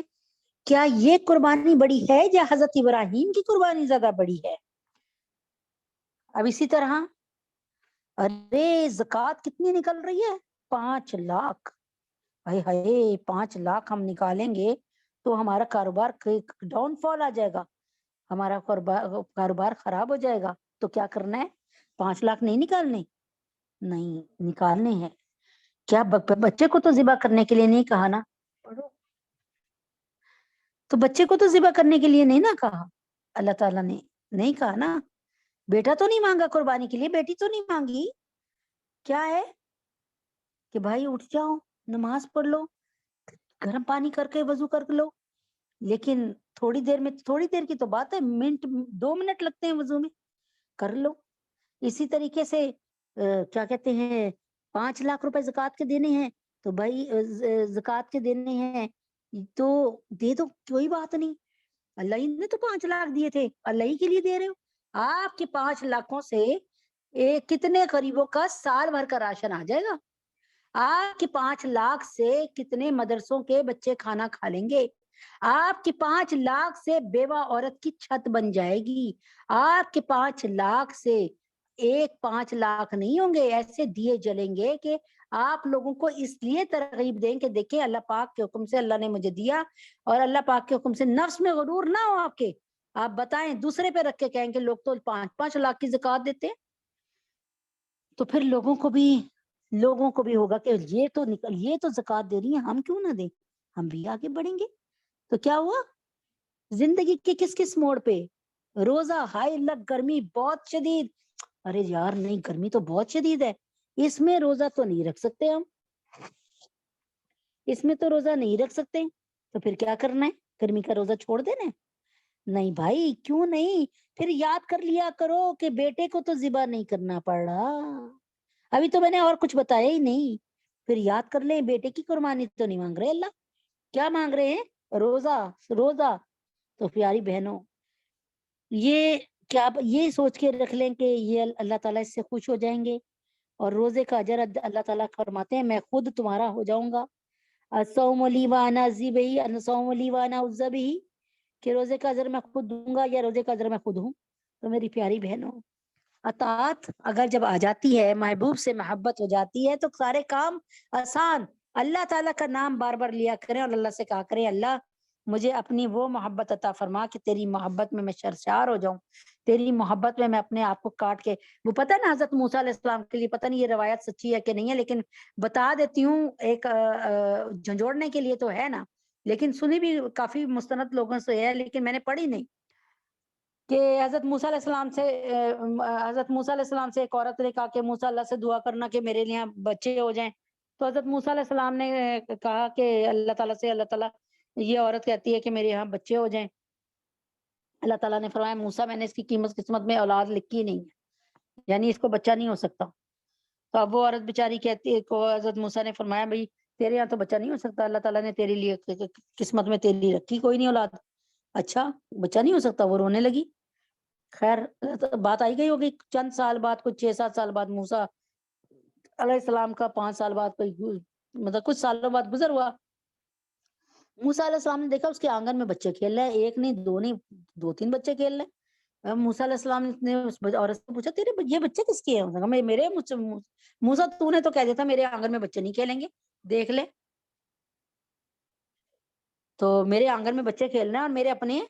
موسیٰ علیہ السلام بڑے پریشان ہوئے، اللہ تعالیٰ کے پاس گئے، کلیم اللہ تھے، اللہ تعالیٰ نے کہا موسیٰ جا مجھے آج کسی انسان کا گوشت لا کر دے، یعنی میرے پاس جب آنا مجھے کوئی انسانی گوشت لا کے دے. موسیٰ علیہ السلام نے تھال ہاتھ میں پکڑا، سب سے گوشت مانگ رہے ہیں کوئی نہیں دے رہا. موسیٰ علیہ السلام پریشان ہو گئے کہ اللہ تعالیٰ کا حکم بھی تو ماننا ہے.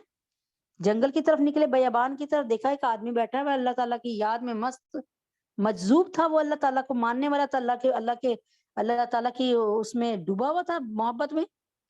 اس نے کہا موسیٰ بڑے پریشان نظر آ رہے، ہاں آج اللہ تعالیٰ نے فرمایا کہ انسانی گوشت لا کے دو مجھے. فرمایا موسیٰ یہ تھال مجھے دو، اور کہتے ہیں اس نے جگہ جگہ سے گوشت کاٹ کر تھال بھر دیا، کہا موسیٰ یہ لے جاؤ اللہ کو دے دو. پتہ نہیں اللہ تعالیٰ کو کون سا میرا گوشت چاہیے، کہاں جگہ جگہ سے کاٹ دیا. تو کہتے ہیں کہ جب وہ گوشت لے کے آئے تو اللہ نے فرمایا موسیٰ تو بھی تو انسان ہے. اللہ اکبر کبیرہ. کہتے ہیں موسیٰ ایک دن یہ جو مجذوب تھا نا، یہ جو فقیر تھا، یہ جو مجذوب تھا جو میری محبت میں ڈوبا ہوا تھا، اس عورت کے در پہ آیا، اس کو بھوک لگی ہوئی تھی، اس نے کہا کوئی مجھے روٹی کھلا دے. اس عورت نے اس کو گھر میں عزت سے بٹھا کر روٹی کھلائی، اور یہ اس کا کام ہی صرف میری عبادت کرنا ہے، جو میں کہتا ہوں وہ مانتا ہے. یہ مجذوب ہے، اس نے اپنے آپ کو، یہ فنا فی اللہ ہو چکا ہے، یعنی اس نے اپنے آپ کو مار دیا میری محبت میں. تو اس نے اس نے کہا کہ تم نے مجھے پیٹ بھر کے کھانا کھلایا، تم کیا چاہتی ہو، میں کیا دعا کروں. ان کا اللہ تعالیٰ سے دعا کرو میرے آنگن میں بچے کھیلیں. تو اس نے کہا کہ اللہ تعالیٰ اس کے آنگن میں بچے کھیلیں، اس کو بچے دے دے. اللہ تعالیٰ کی قدرت تو اس کے بچے ہو گئے. تو اللہ تعالیٰ نے فرمایا کہ جب ایسا بندہ جو میری خاطر فنا فی اللہ ہو جائے، میرے خاطر اپنا سب کچھ لٹا دے، جو اپنا سب کچھ، وقت بھی، اپنا جان بھی، جوانی بھی، مال بھی، اپنا ایک ایک خواہش کو میری خواہش کے تابع کر لے، تو پھر جب وہ میرے آگے ہاتھ اٹھائے تو میں اس کے لیے اس کی دعا کو رد کیسے کر دوں موسیٰ. اس لیے اس نے دعا کی تھی، میں نے اس کے آنگن میں، یہ اللہ کے کہتے ہیں نا ایک تقدیر مبرم ہوتی ہے، ایک تقدیر معلق ہوتی ہے، یہ تقدیر مبرم تھی، تقدیر معلق تو چینج ہوتی رہتی ہے دعاؤں سے، تقدیر مبرم کو چینج کرنے کے لیے بہت بڑے عمل کی ضرورت ہے۔ تقدیر مبرم وہ ہے جو ایسی چیزوں سے لکھی گئی ہے جو کبھی ان منٹ سیاہی سے لکھی گئی ہے، لیکن اس کو کاٹ کر نئی تقدیر لکھنا یہ بہت ہی اہم کام ہے اور بڑے درجے کا کام ہے، اور اللہ تعالیٰ کے حکم سے تقدیر مبرم کو بدلنا صرف اللہ تعالیٰ کے، اور اس کے لیے اسباب دیکھ لیں، اس آدمی نے اپنے جسم کا گوشت دے دیا، ایسے اسباب آتے ہیں تو تقدیر مبرم چینج ہوتی ہے، ورنہ تقدیر معلق تو چینج ہوتی ہی رہتی ہے وقت کے ساتھ ساتھ۔ کسی نے، اللہ تعالیٰ نے کہا آج میں نے اس کو کھانا نہیں دینا، کسی نے اس کو خوش ہو کے کہا یار آج میرا دل کرتا میں تجھے کھانا کھلا دوں، اور تو نے تو میرے ساتھ بڑی نیکی کیا تو اسے کھانا دے دیا، یعنی اللہ تعالیٰ اس کو کھانا دے دے، کھانا دے دیا اللہ نے، تو تب تقدیر مبرم کو چینج کرنے کے لیے بہت مہنگا۔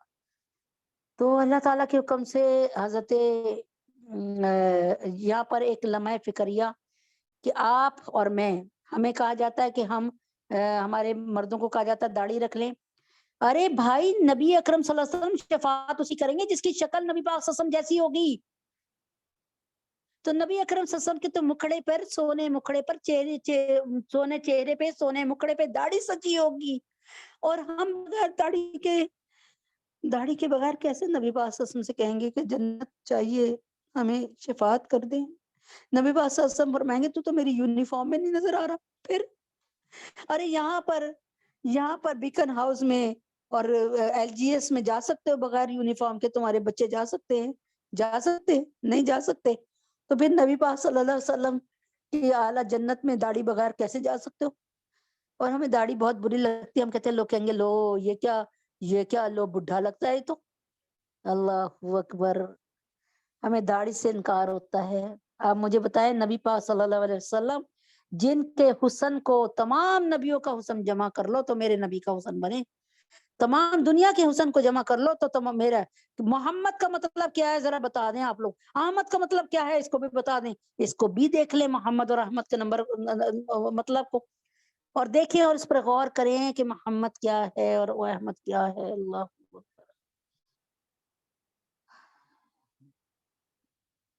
تو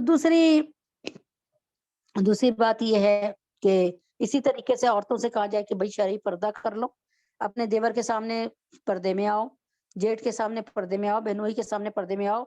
تو حضرت محمد صلی اللہ علیہ وسلم نے کیا فرمایا کہ تمہارا دیور تمہاری موت ہے۔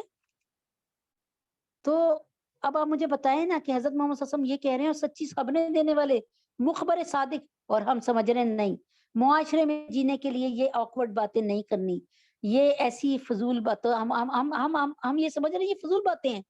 اسلام غریب ہو گیا، اسلام عجیب ہو گیا، اسلام اللہ اکبر کبیرہ، ہائے ہائے یتیم ہو گیا ہمارا اسلام، اس پہ چلنے والے، اس پہ ماننے والے، اس کے اوپر جان دینے والے ختم ہو چکے۔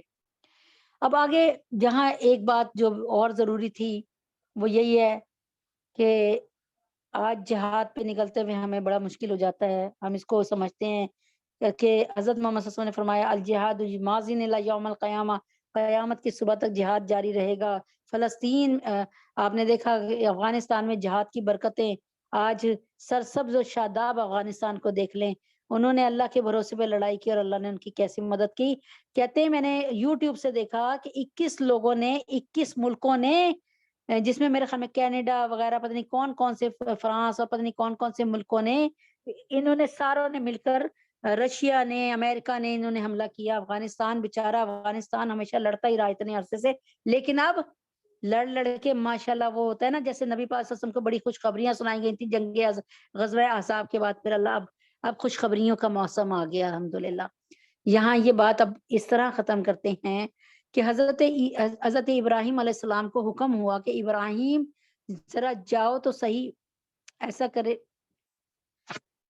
ہائے ہائے، حضرت ابراہیم علیہ السلام کو لے کر حضرت جبریل میں چلے، ساتھ میں نوزائیدہ بچہ بھی تھا، شیر خوار بچہ بھی تھا، ننا اسماعیل، اما ہاجرہ، تینوں سفر کر رہے ہیں حضرت جبریل کے ساتھ علیہ السلام کے ساتھ۔ جہاں کوئی اچھا کوئی خوبصورت علاقہ آتا، حضرت ابراہیم پوچھتے ہمیں یہاں اتارو گے جبریل؟ جبریل خاموش، کوئی جواب نہیں۔ اور جب یہ لک و دک والا صحرا آیا، جب یہ جہاں پر دور دور تک پہاڑ تھے، نہ آدم کی ذات، جہاں پر جنگلی یعنی صحرائی جانور یعنی صحرائی جانور بھی آپ کو ایسے نظر آئے، یعنی پانی نہیں تھا، دور دور تک پہاڑی پہاڑ تھے۔ حضرت جبریل امی نیچے لے آتے ہیں براق کو، تینوں اتر جاتے ہیں، ابراہیم اتر گئے، اما ہاجرہ اتر گئیں، حضرت ابراہیم علیہ السلام، اما ہاجرہ علیہ السلام، ننے حضرت اسماعیل علیہ السلام۔ اللہ تعالیٰ کے حکم سے جبریل امی فرماتے ہیں ابراہیم آ جائیے، واپس چلیں۔ اب ذرا ابراہیم پیچھے دیکھ رہے ہیں اپنی بیوی کو اور ان کو، اور فوری طور پہ پلٹا لے لیا جبریل امی کے براق کی طرف۔ پوچھا ماں ہاجرہ نے کہ آپ ہمیں چھوڑ کر جا رہے ہیں؟ حضرت ابراہیم خاموش۔ آپ ہمیں چھوڑ کر جا رہے ہیں؟ ابراہیم علیہ السلام خاموش۔ آپ ہمیں اللہ کے حکم سے چھوڑ کے جا رہے ہیں؟ ابراہیم علیہ السلام نے سر ہلا کر بس یوں کہا، اس بات میں صرف سر ہلایا۔ اب حضرت ابراہیم علیہ السلام کے دل پر کیا آرے چل رہے ہوں گے، بڑھاپے کی اولاد، ابھی تو اس کی باتیں نہیں سنی، ابھی تو اس کی کہکار ہی نہیں سنی، ابھی تو اس کی چہکار ہی نہیں سنی۔ اور اس کے بعد فرمایا اما ہاجرہ نے، دیکھیں وہ ان کی بڑائی دیکھیں، ان کی بزرگی دیکھیں، انہوں نے ان کا صبر و ضبط دیکھیں، ان کا اللہ پر بلیور کیسے، اللہ کے کیسے ماننے والی تھی۔ فرمایا پھر اللہ ہمیں ضائع نہیں کریں گے، جائیں۔ اللہ اکبر کبیرہ، ہر سال آتے تھے۔ اچھا اب پہلے اس کو سن لیں، حضرت ابراہیم علیہ السلام چھوڑ کر چلے گئے، کس کو؟ چھوٹے سے ننے منے بچے اسماعیل کو، ان کی اماں کو ہاجرہ کو۔ اللہ اکبر، کوئی ذرا سی کھجوریں تھیں، ذرا سا پانی تھا، ختم ہو گیا سب کچھ۔ پانی کی پیاس آپ کو پتا ہے، جہاں کوئی شیلٹر نہ ہو، جہاں کوئی پناہ گاہ نہ ہو، وہاں پانی کی پیاس کیسے لگتی ہے، سورج تمتما رہا ہو۔ حضرت اما ہاجرہ نے اپنے بیٹے کو اسماعیل کو وہاں فرش پہ لٹایا، جہاں آج بیت اللہ شریف ہے، بالکل وہی جگہ پہ بیت اللہ ہے جہاں انہوں نے لٹایا۔ اور اس کے بعد بھاگی ایک طرف کو، سامنے بھاگی اور دیکھا کہ ادھر ادھر پانی مل جائے، کہیں چھوٹی سی کوئی نہر مل جائے، کہیں چھوٹا سا تالاب مل جائے، پانی کے 2 گھونٹ مل جائے۔ نظر نہیں آیا پانی۔ جلدی سے صفا پہ چڑھی کہ پتہ نہیں میرا بیٹا زندہ ہے یا کوئی کھا گیا، کوئی اژدہا کھا گیا، کوئی چیل کوا اڑا کے لے گیا۔ دور سے دیکھا کہ اسماعیل علیہ السلام ہل رہے ہیں، پھر دوسری طرف نکل گئیں، ادھر پانی ڈھونڈتی رہی، پھر ان کو خیال آیا میرا ننا اسماعیل کیسا، پھر مروہ پہ چڑھی، پھر صفا سے مروہ، پھر مروہ سے صفا، پھر صفا سے مروہ، پھر مروہ سے صفا، صفا سے مروہ، پھر صفا۔ اللہ اکبر، 7 چکر لگائے، یعنی جگہ جگہ مختلف ڈائریکشن میں پانی ڈھونڈا، اور پھر واپس آئے اپنے بیٹے کے پاس، جبکہ پانی نہیں ملا۔ دیکھا کہ ننے اسماعیل جہاں پر پیر مار رہے ہیں وہاں سے پانی وہ چھوٹا سا ابل کے آ رہا ہے، چھوٹا سا فوارہ نکل رہا ہے۔ آپ نے جلدی سے پانی لیا اور حضرت اسماعیل کو پلایا، جن کے ہونٹ خشک ہو رہے تھے، اور آپ نے خوب پانی پیا۔ اس کے بعد جلدی جلدی سامنے وہ جو پہاڑوں کے چھوٹے چھوٹے ٹکڑے ٹھیکریاں ہوتی ہیں وہ لائیں، اور چھوٹے چھوٹے پتھروں سے انہوں نے دیوار بنائی، لیکن پانی دیوار سے بھی باہر آنے لگا۔ آپ نے زمین پہ ہاتھ مار کے کہا زم زم، ٹھہر جا ٹھہر جا۔ وہ پانی آج تک زم زم زم زم زم ٹھہرا ہوا پانی ہے۔ آپ مجھے بتائیں، اللہ تعالیٰ نے اس لک و دک صحرا میں، اس بیابان جگہ میں کیسا میلہ لگایا؟ قیامت کی صبح تک میلہ لگایا، قیامت کی صبح تک یہ میلہ لگے گا، قیامت کی صبح تک میلہ لگے گا۔ آپ مجھے بتائیں، چلیں اب تو حج کا موقع ہے، اب تو میں کہہ رہی ہوں نا، حاجیوں کی کوئی گنتی نہیں میرے سامنے آ رہی، لیکن عام طور پہ آپ چلیں حج کے بعد دیکھ لیجئے گا، محرم میں دیکھیے گا، سفر میں دیکھیے گا، ذرا حرم اپنی یوٹیوب سے نکال کے دیکھ لیے گا حرم خالی ہو گیا کہ نہیں۔ اللہ تعالیٰ اپنے گھر کو سدا آباد رکھے گا، کیونکہ یہاں پر اما ہاجرہ نے اپنے پسینے کو بہایا ہوا ہے، یہاں پر اما ہاجرہ کی محنت سامنے ہے، یہاں پر ننے اسماعیل کا صبر و ضبط سامنے ہے، یہاں پر یہاں پر حضرت ابراہیم علیہ السلام کا ننے اسماعیل کو ذبح کرنا یہیں پر ہوا۔ الحمدللہ رب العالمین اسی سرزمین مکہ میں ہوا. یہاں پر رمی جمرات کرنا سرزمین مکہ میں ہوا. یہاں پہ ننھے اسماعیل کی قربانی سرزمین مکہ میں ہوئی. الحمدللہ رب العالمین. قیامت کی صبح تک، قیامت کی صبح تک جتنے نبی گزر چکے آ چکے اور جو مدینہ مکہ تشریف لائے، انہوں نے اماں ہاجرہ کی طرح ایک عورت کے عمل کو دہرایا، اور اماں ہاجرہ کی طرح ادھر سے صفا سے مروہ، مروہ سے صفا صحیح کی. خود نبینا صلی اللہ علیہ وآلہ وسلم نے ایک نہیں کتنی دفعہ صفا اور مروہ کی صحیح کر کے بتا دیا میں بھی اماں ہاجرہ کی سنت پہ عمل کر رہا ہوں. اور اس کے بعد صحابہ، اور صحابہ کے بعد خلفائے راشدین، خلفائے راشدین کے بعد ہم جیسے میرے جیسے نکارہ لوگوں نے بھی وہیں پہ صفا مروہ کی صحیح کی، اور قیامت کی صبح تک وہاں پر صفا مروہ کی صحیح ہوتی رہے گی. اماں ہاجرہ زندہ رہیں گی، ہمیشہ رہیں گے، قیامت کی صبح تک زندہ رہیں گی. ہمارے ابا حضرت ابراہیم زندہ رہیں گے، حضرت اسماعیل زندہ رہیں گے، اور ان سب کے ننھے پھول حضرت محمد صلی اللہ علیہ وسلم زندہ سلامت ہیں ہمارے دلوں میں انشاءاللہ، اور زندہ رہیں گے. امید ہے کہ قربانی کا مقصد ہمیں بکرا اور بچڑا یاد رہا اور قربانی کا مقصد بھول گیا. میری پیاری بہنوں، جب ہم نے کلمہ پڑھا لا الہ الا اللہ محمد الرسول اللہ، تو ہم نے قربانی کو، ہم نے غلامی کو پسند کیا، ایک اللہ کی غلامی میں آ گئے. کس کی؟ ایک اللہ کی.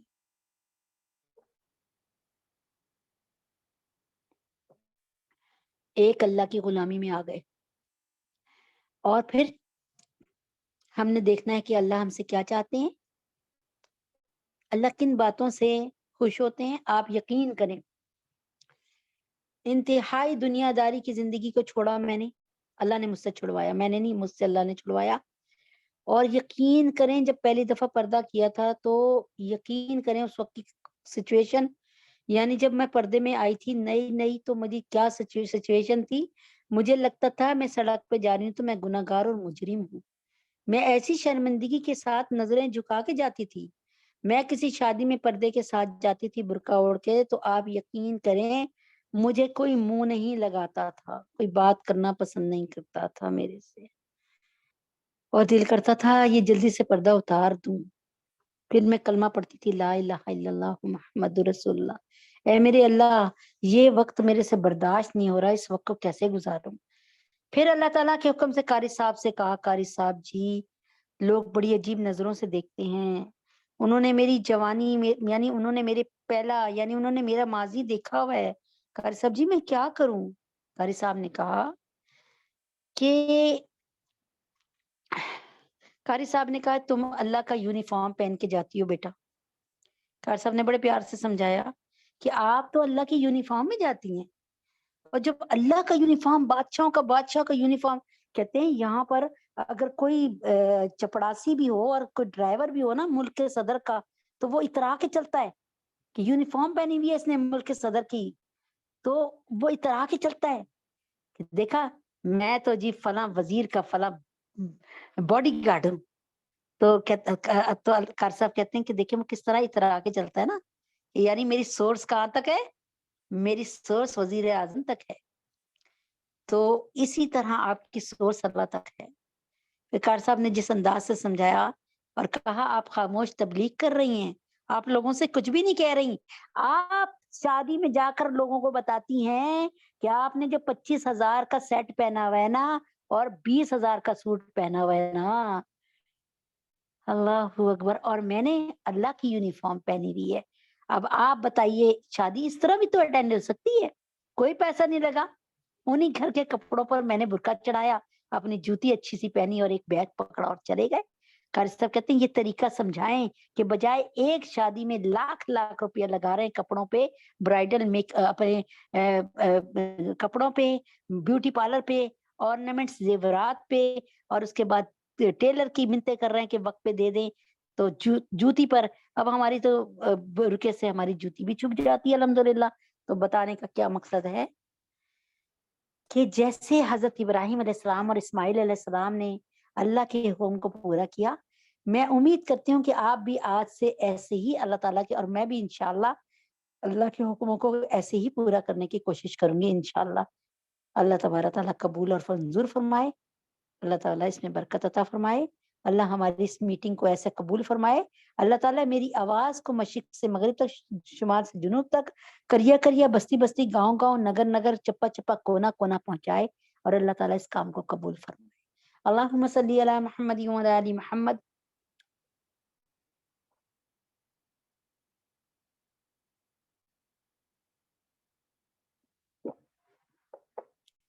اللہم صلی علی محمد وعلى آل محمد كما صليت على إبراهيم وعلى آل إبراهيم إنك حميد مجيد، اللهم بارك على محمد وعلى آل محمد كما باركت على إبراهيم وعلى آل إبراهيم إنك حميد مجيد، ربنا آتنا في الدنيا حسنة وفي الآخرة حسنة وقنا عذاب النار، قل هو الله أحد الله الصمد لم يلد ولم يولد ولم يكن له كفوا أحد، قل هو الله أحد الله الصمد لم يلد ولم يولد ولم يكن له كفوا أحد، قل هو الله أحد الله الصمد لم يلد ولم يولد ولم يكن له كفوا أحد، قل هو الله أحد الله الصمد لم يلد ولم يولد ولم يكن له كفوا أحد، ربنا آتنا في الدنيا حسنة وفي الآخرة حسنة وقنا عذاب النار۔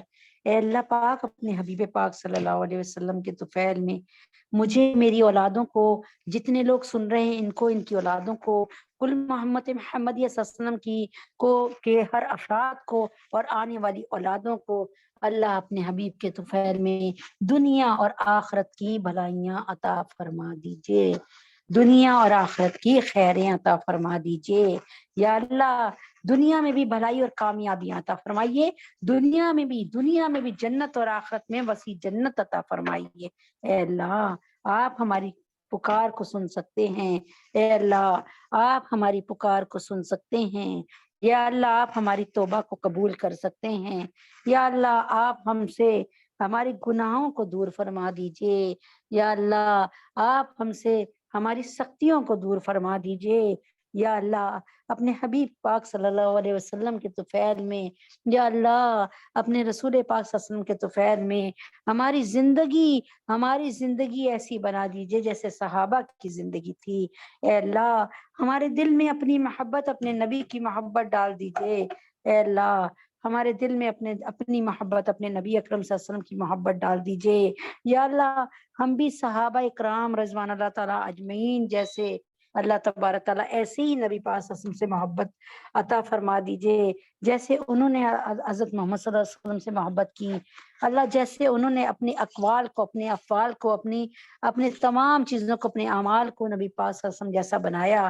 اے اللہ ہمارے دل میں بھی نبی اکرم صلی اللہ علیہ وسلم کی ایسی محبت ڈال دیجئے، یا اللہ ہمارے رگ رگ سے، ریشے ریشے سے نبی اکرم صلی اللہ علیہ وسلم کی محبت کا اظہار ہو، اے اللہ تجھے تیرے نبی کا واسطہ قرآن کے حکموں کو ماننا، شریعت کے حکموں کو ماننا آسان فرما دیجئے، اے اللہ کس طرح سے ایک باپ جس کو 90 سال کی عمر میں اولاد کی خوشخبری ملتی ہے، اور وہ ننھے بچے کو کس طریقے سے اللہ وہ بچہ اس قابل ہوتا ہے، کیسے ننھے بچے کو کس طرح بیاباں میں چھوڑ کے چلے گئے، اے اللہ آپ نے ان کی قربانیوں کو ایسے قبول فرمایا کہ کوئی لمحہ ایسا نہیں جو مکہ کی سرزمین وادی بے بیابان ہو، اے اللہ آپ نے وہاں پر ایسا میلہ لگا دیا، اے اللہ وہاں پر ایسے مسلمانوں کو جمع کر دیا، اے اللہ وہاں پر کیسے مومنین کو جمع کر دیا، اے اللہ آپ نے کیسے بیت اللہ کے اوپر بیت معمور کو بنا دیا، آپ نے کیسے دنیا کے مرکز میں بیت اللہ کو تعمیر کر دیا، اے اللہ آپ نے کیسے حضرت ابراہیم علیہ السلام اور حضرت بی بی ہاجرہ کی اور حضرت اسماعیل کی قربانیوں کو قبول فرمایا، یا اللہ ہم سے بھی کوئی ایسا کام کروا لے جو اللہ تبارک تعالیٰ ہمارا نام زندہ ہو جائے قیامت کی صبح تک، اے اللہ تبارک تعالیٰ، اور اللہ تعالیٰ جب ہم آپ کے سامنے آئیں تو یا ایتها النفس المطمئنہ ارجعی الی ربک راضیۃ مرضیہ فادخلی عبادی وادخلی جنتی، اے مطمئن روح، اے مطمئن روح، اللہ تعالیٰ ہمیں فرمائیں اے مطمئن روح میں تجھ سے راضی ہو گیا، تم مجھ سے راضی ہو جا، یہ جنتیوں کی لائن ہے، اس میں کھڑا ہو کر جنت میں جا، چلا جا جنت میں۔ کوئی ایسے اعمال کروا لیجئے جو جنت میں جانا آسان ہو جائے، کوئی ایسے اعمال ہم سے، ہمارے بچوں سے، ہماری آنے والی نسلوں سے کروا لیجئے کہ ہم صاحب ایمان رہیں دنیا میں، اور صاحب ایمان ہو کر دنیا سے جائیں، صاحب قرآن صاحب کلمہ بنا دیجئے یا اللہ، ہمیں صاحب قرآن صاحب کلمہ صاحب حدیث بنا دیجئے، ہمیں صاحب سنت بنا دیجئے، ہمارے بچوں پر کرم کر دیجئے، قیامت کی صبح تک آنے والی نسلوں پہ کرم کر دیجئے اے اللہ۔